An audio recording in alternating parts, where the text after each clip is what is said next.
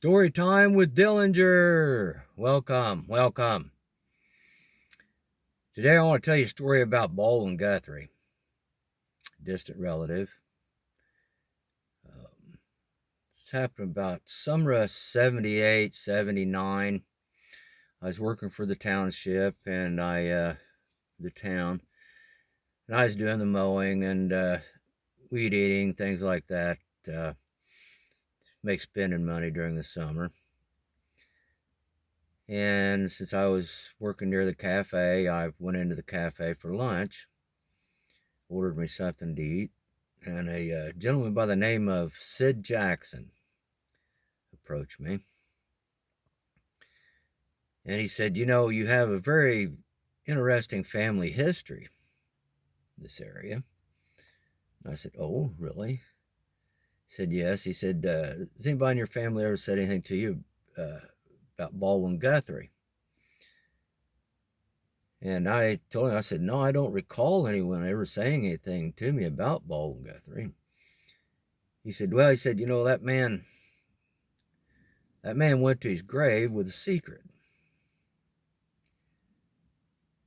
I said, "Oh, really?" I said, "Very interesting." And he said, "Yeah," he said that when he was younger, I think he said like, 10 years old, something like that. Uh, and I'd say at that time, Sid was probably in his 80s then. But he said, when I was 10 years old or so, he said a lot of the people in town and some of the kids would make spending money by selling like bloodroot and ginseng and things to Baldwin Guthrie.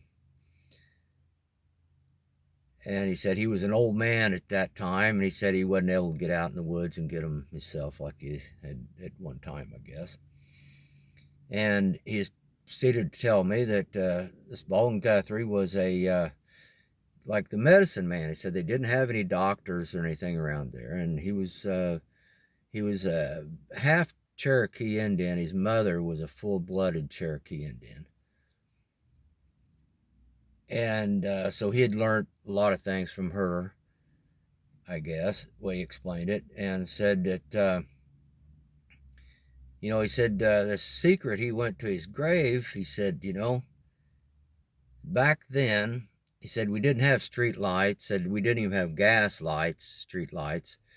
There's no way for you to light up your porch in your front yard.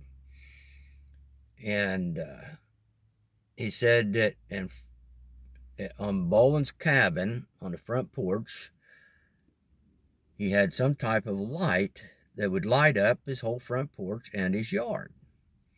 And he said, the man could have got rich from that. He said, because people really wanted some kind of a light, for security, And, but he just refused to tell anybody what it was. And he said, if you ask him, he'd just grin.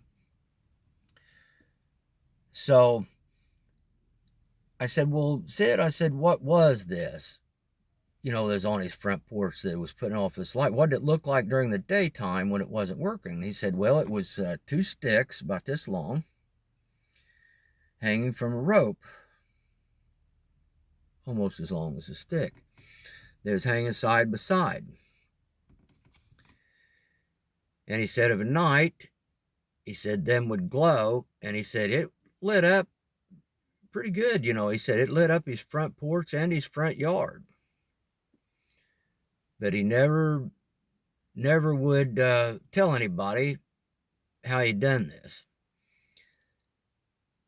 And I forgot pretty much about it. I think I might have told my mom and dad about it, and but years later, several years later, a family member on that side of the family, on my parents' side, my dad's side of the family,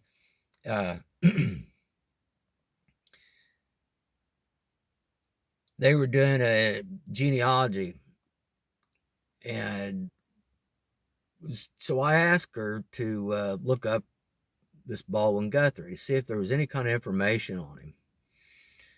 And she did, and she said there was 2 articles in the paper about him, and it said one was about his death, and it said the other was about his ghost. And it said something like, she had it printed out there, Baldwin Guthrie's ghost seen again. And again, applies to me that it had been seen before. But anyhow, I thought that was kind of an interesting story. What do you think it was? I think it was foxfire. There were several springs on that farm. The family still owns some of that land. Not as much. They used to own a huge, this Guthrie owned a whole lot of this land up in there. But family still, I think, got like 400 acres on.